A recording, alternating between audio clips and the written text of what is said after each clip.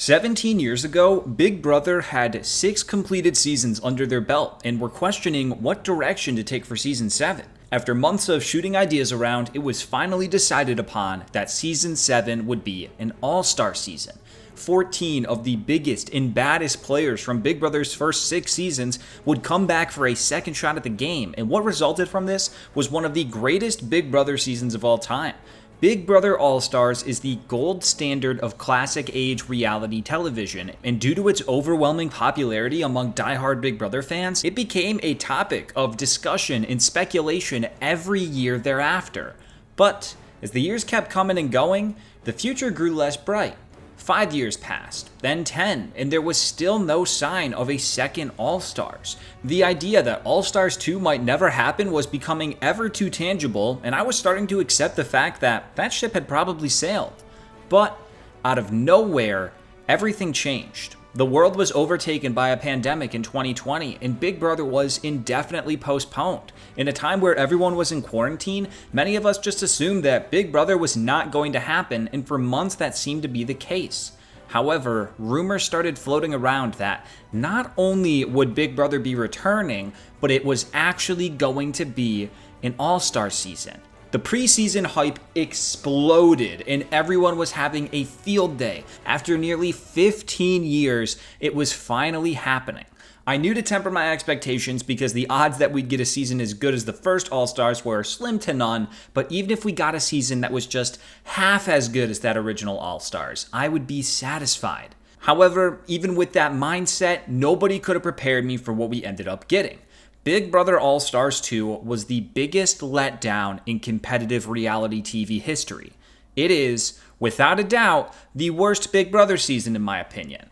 But how did this happen? How did All-Stars 2 falter so badly when we saw the original All-Stars find so much success?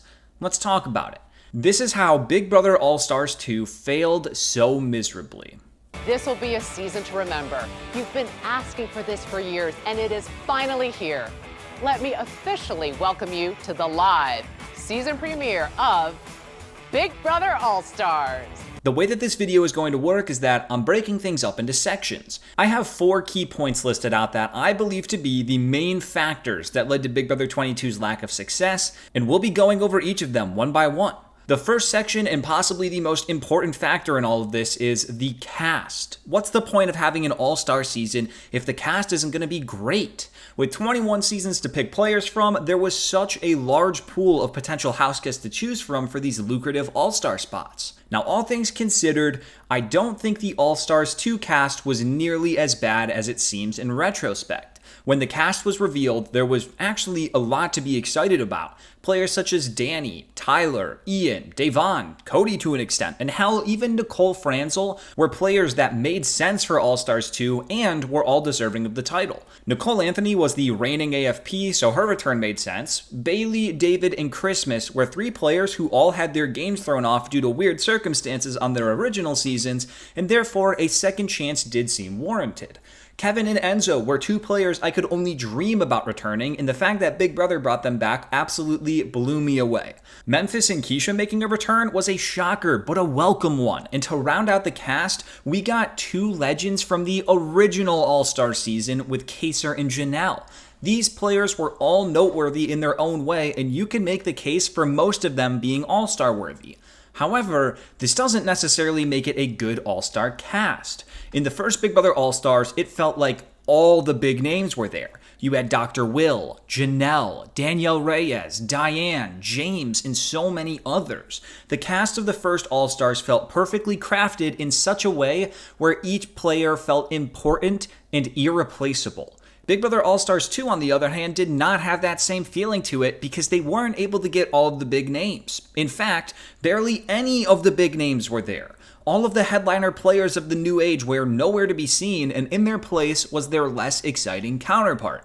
Instead of Dan, we got Memphis. Instead of Derek, we got Cody. Instead of Paul, we got Christmas. Even though you can make the case that these players are still all-star worthy, that doesn't excuse the fact that we could have had players that were more all-star worthy. The first All-Stars was such a treat because we were able to watch the biggest names go head-to-head against each other, while the second All-Stars lacked that big name impact. fact. We weren't getting the best of the best here. We were getting secondary figures, leftovers if you will, and that takes away from the excitement of it all. The fact that David, someone who hadn't even played a single day of the real Big Brother game, was chosen as an all-star rubbed a lot of people the wrong way and diminished the credibility of what it meant to be a Big Brother all-star. As for the other players on the cast, the problem here isn't that they weren't all-star worthy. The problem is that there were other players that were more all-star worthy but weren't on the cast. And regardless of whether they declined a spot or simply weren't chosen, it made it feel like the all-stars that we got was a shell of what it could have been. Speaking of shells, this leads us to the second point, which is kind of a tricky one to talk about. This section is about how a lot of players that we got on Big Brother 22 were shells of their former selves. One thing that worked so well for the first All-Star season is that it felt like you were getting each player in their prime. All of the players going on to Big Brother 7 had played within the past 5 years, so the players you were getting were the players you remembered, and if anything, you were watching an upgraded and more mature version of them. Big Brother 22, on the other hand, had the opposite effect. For some of the players on the season, it didn't feel like you were watching upgraded versions of them, but rather shells of what they used to be. It was such a great surprise to see Keesha on the season, but as soon as things got started, it was clear that she was not going to be the same explosive Keesha that she was 12 years prior on Big Brother 10.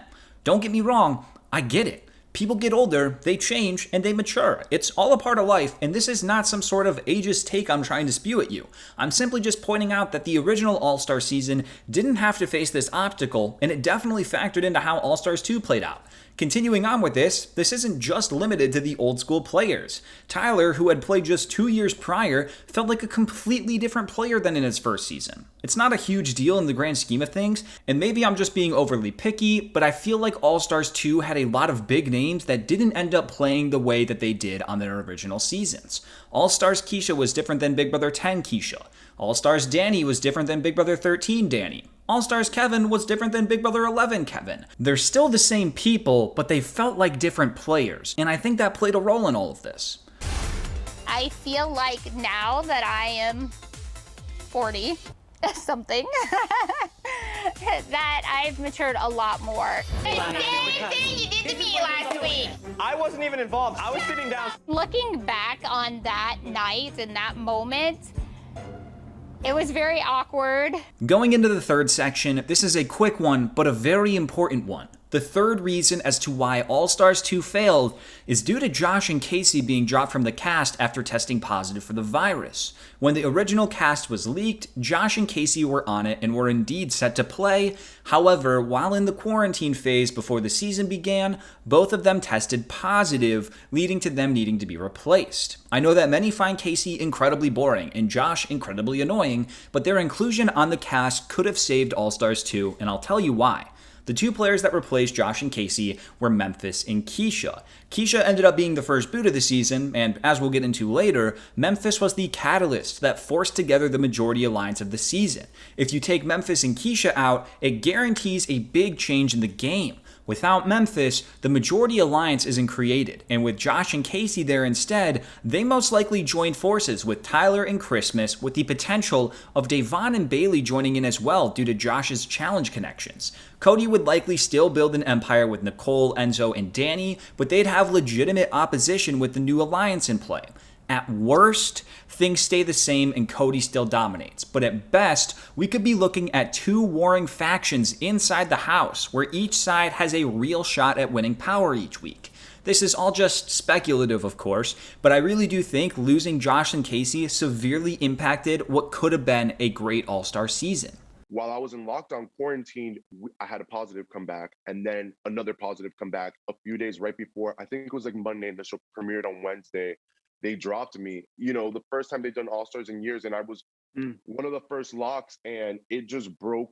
I was shattered. And now we have the last and most important point of them all. The thing that single-handedly killed All-Stars 2 was the competition run out. Now, before we get there, I'm assuming there's going to be some people wondering when I'm going to talk about pre-gaming, and I guess we can talk about it now. Yes, there was definitely pre-gaming. However, I don't think pre-gaming inherently ruins the game. There was loads of pre-gaming in the initial All-Stars, and that season still turned out fantastic. So pre-gaming isn't always going to make a season awful. With that being said though, pre-gaming did low-key ruin All-Stars 2. Before the season began, many of the players contacted for All-Stars 2 reached out to former house guests in order to gain information on who would be playing, and then they'd go out to form relationships before the game even began, which would give them a massive head start for when the season started. It's believed that this pre-gaming is what led to the formation of the dominant alliance of the season, the Committee. In week 1, Memphis spearheaded the process of forming an all-powerful alliance, and he pulled in Cody, Danny, Tyler, Christmas, and Nicole Franzel. Enzo was also working with all of these players, and while he technically wasn't a member of the Alliance, he was pretty much a part of the Alliance, making this a 7-person powerhouse right from the get-go. We've seen mega alliances in the past, but this one was different because the Committee won literally every single HOH of the season.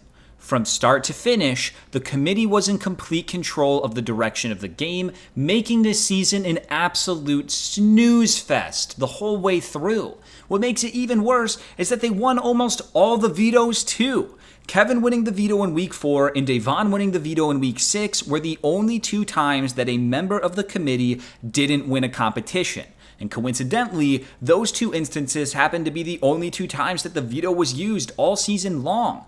So what results from all of this is that the same and arguably boring group of players were winning HOH every week, the veto was almost never being used, resulting in minimum shakeups, and the Mega Alliance was able to eliminate every player not working with them until they made up the entirety of the final 7 players. As a viewer, we got incredibly unlucky with this competition run out. Even if we just got one HOH to go a different way, cracks may have surfaced in the Committee Alliance, and we could have gotten some real chaos, but instead we were subjected to the same game plan week after week with no end in sight. But even worse still is that once we got down to just the Committee, it was clear how things were going to shake out. Cody was in complete control of this alliance from minute 1, and he used that to steer himself into the final 3 with his 2 closest allies, Enzo and Nicole. Cody then won the final HOH and gave pretty much the only blindside of the entire season by evicting Nicole, and half an hour later, he was crowned the winner of Big Brother All-Stars 2 by a unanimous vote. Congratulations, Cody. You are the winner of Big Brother All-Stars. Even with a somewhat subpar cast compared to the first All-Stars, we still could have gotten a really good season, but due to the way that the competitions played out, it never felt like there were any stakes. It was obvious that the Committee was just going to steamroll everyone else, and then it was obvious that Cody was going to steamroll the rest of the Committee when it came down to the end game. There were barely any surprises, there were absolutely 0 power shifts, and overall it was just a painfully boring season, and that's why it failed. My expectations for All-Stars 2 were always going to be too high, and I knew that going into things. Even though I wanted the world, I figured I'd be content with just seeing these former legends return, and I would have settled for an average season. But what we got was pretty much worst case scenario. The big headliner names were missing. Many of the players didn't come back with the same fire that they used to have, and that made it easier for the Committee Alliance to steamroll the entire way through. At the end of the day, I can boil everything down to this one statement.